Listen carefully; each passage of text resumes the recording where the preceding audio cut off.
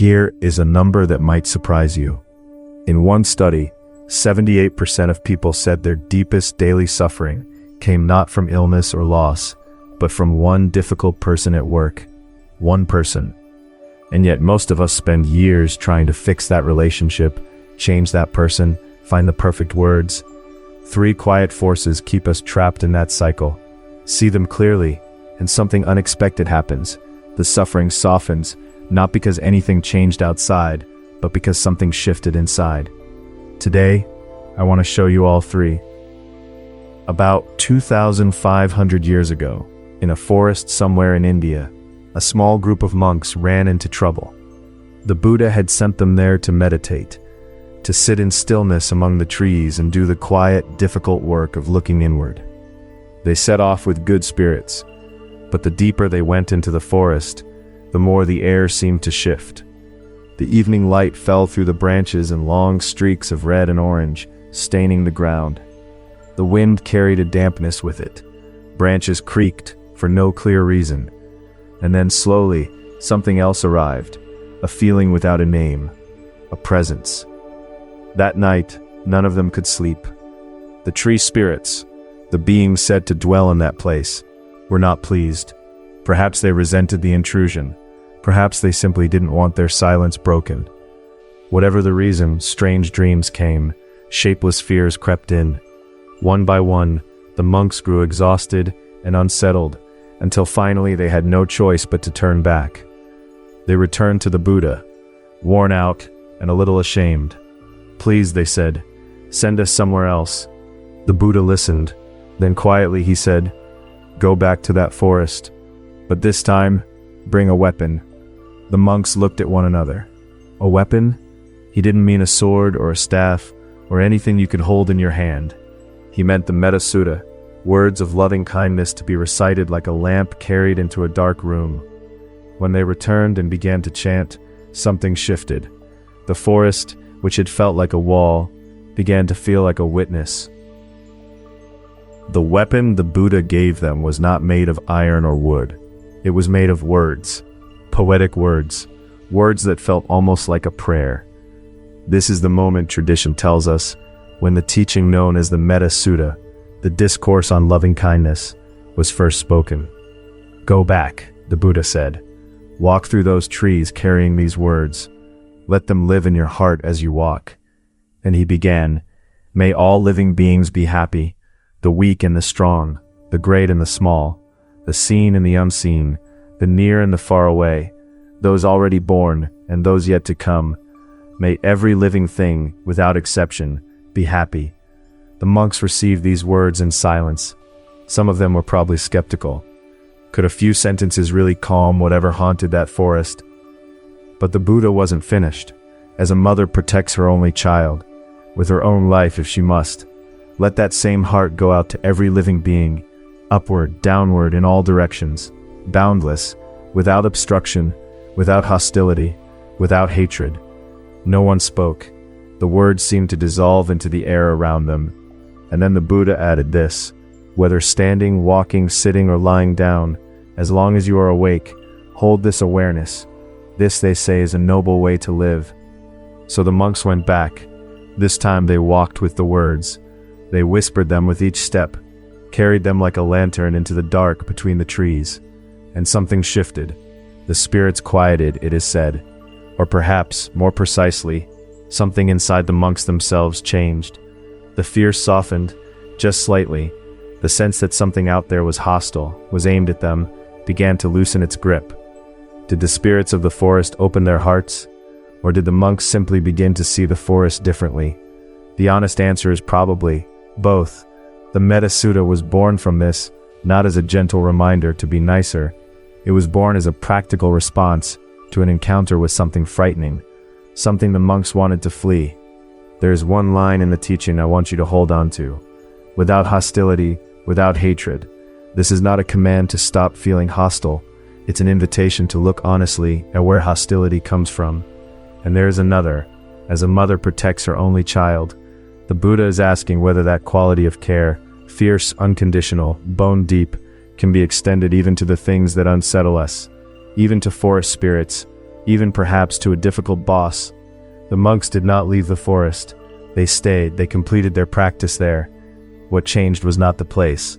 What changed was something inside them. And perhaps that is the real teaching hidden inside this story. Not that love is a shield that keeps danger away, but that it is the only thing strong enough to let us remain present with it. A mother does not love her child by removing every sharp edge from the world. She stays close, and she does not look away. Let me try to bring this teaching a little closer to where we actually live. First, I want to be honest with you. When you hear try to feel compassion toward your difficult boss, I imagine some of you thought, that's impossible. That feeling is real. Please don't push it away. But let me ask you something gently. When you suffer around that person, is it really because they exist? Look a little closer. The suffering tends to come from something inside you that says, this shouldn't be happening. They should listen more. They shouldn't speak to me that way. Things should be fairer than this. These may be entirely reasonable wishes, but when we hold them as things that must be true, when reality keeps failing to match that picture, suffering is what fills the gap. The boss isn't the source. The collision between the boss you have and the boss you believe you should have, that's where the pain lives. This is not about letting anyone off the hook. Some people genuinely cause harm. That's real. But the question the Buddha keeps returning to is simply, where does the suffering come from?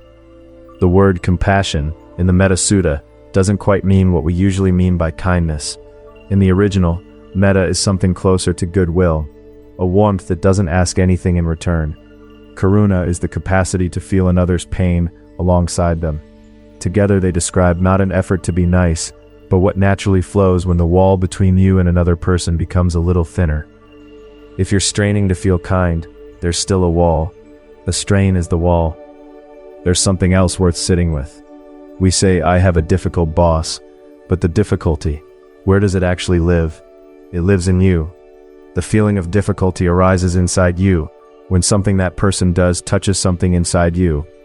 I find this person difficult is very different from this person is difficult.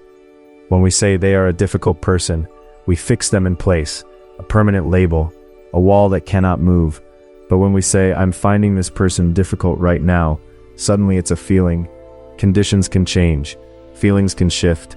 When the Metta Sutta calls out to all living beings without exception, there are no asterisks, no footnotes, no list of people who don't qualify. That includes the ones we avoid, the ones who've hurt us, the ones whose voice we dread hearing in the morning. That doesn't mean learning to love them. It means being willing to loosen the wall just slightly.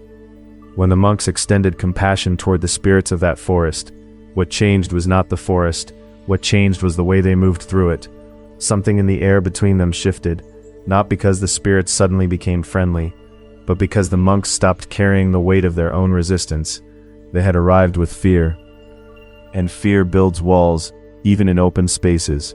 But as the practice deepened, they were no longer asking the forest to be different, and that small releasing, repeated breath by breath, was enough to let something breathe. You might notice the same thing the next time you walk into a room where that difficult person is already standing, that the room itself feels lighter when you're not bracing before you've even spoken. Let's bring this into the actual moments of a working day, the first moment being criticized in front of others. You know this one, a meeting, and suddenly your mistake is being laid out for everyone to see, loudly, sharply, with an edge that feels like it's aimed at you personally.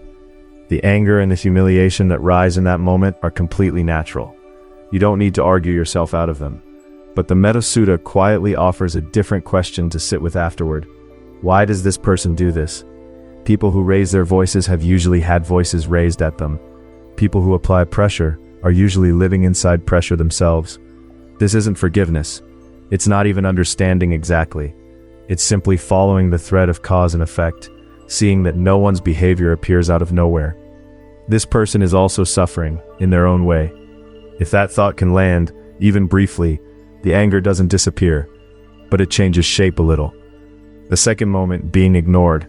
You say good morning and get nothing back. You bring a question and get, I'm busy, before you finish the sentence. Over time, this kind of treatment has a way of hollowing you out. You start to wonder whether you matter, whether you're invisible. Here is where that small shift in language does something real.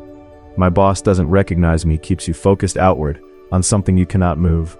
I'm feeling unseen right now brings you back inside, which is the only place where something can actually change.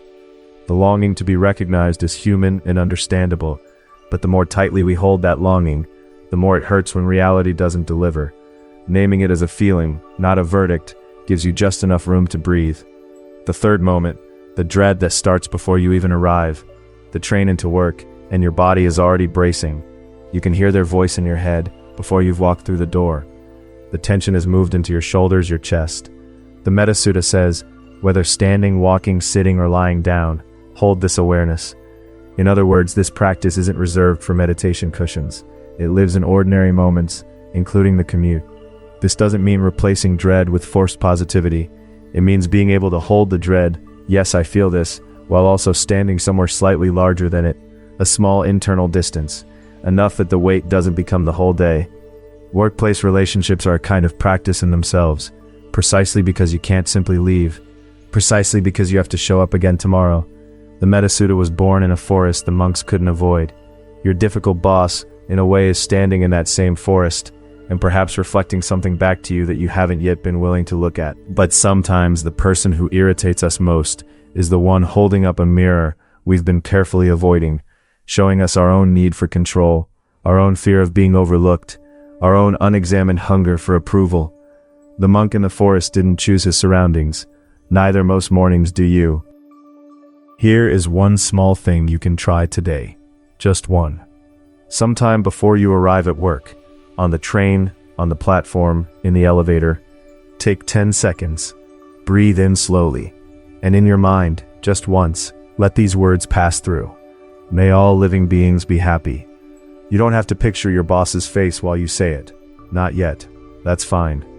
For now, just let the words exist alongside your breath. That's all. Remember that the Buddha didn't send the monks back into the forest saying, learn to love what frightens you. He said, take these words with you and walk. The words come first. The feelings follow, in their own time. There's no need to rush. If that feels manageable, there's one more thing you might try. During the day, look for a single quality in that person that isn't the part that bothers you. Their communication style might be difficult, but maybe they're organized. Their manner might be cold, but maybe they're carrying a weight you can't see. You're not trying to rewrite the story. You're just allowing the picture to be a little more complete. I won't tell you this will transform your relationship. The other person may stay exactly as they are, but something in you, slowly, quietly, may begin to move. That movement is what the Metta Sutta is pointing toward. Not a transformation of the world around you. A small opening inside. And that opening, however small, is not nothing. A crack in a wall lets in light. A seed splitting underground makes no sound at all. And yet, and in time, you may find that the weight you carried into that office, the tightening in your chest before the meeting, the small dread of the inbox begins, almost imperceptibly, to loosen. Not because the meeting changed, not because the inbox did, but because you arrived a little differently than you did the day before. A traveler who softens their grip on the map still reaches the destination, only now their hands are free. I'd like to leave you with a question.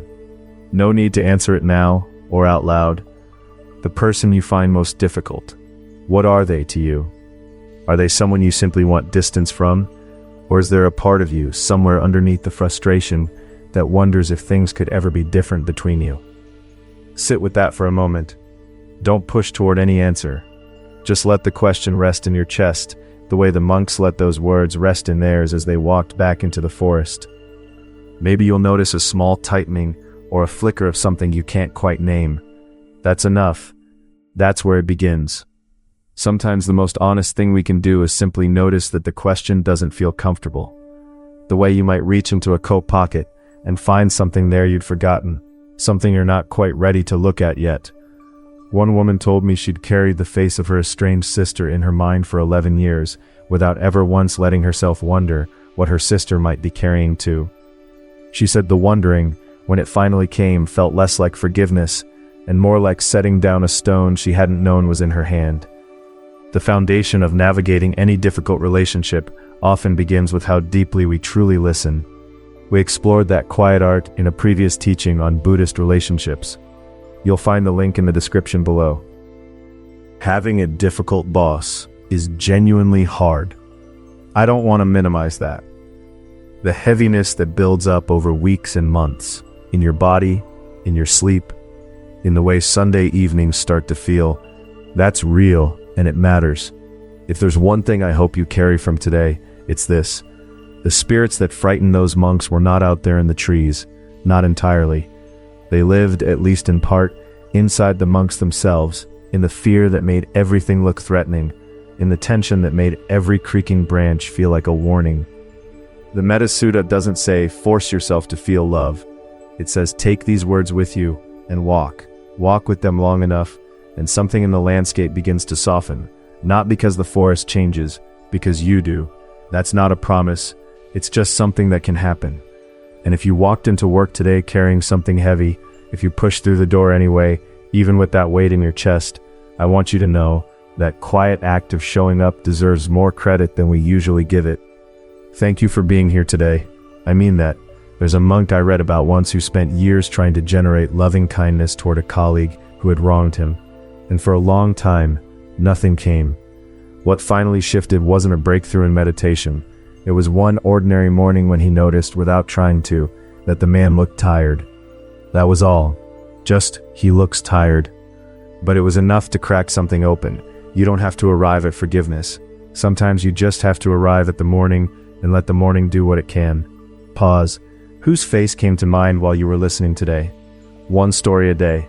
In a week, your words will change. In a month, your eyes will change. In a year, the same world will look completely different.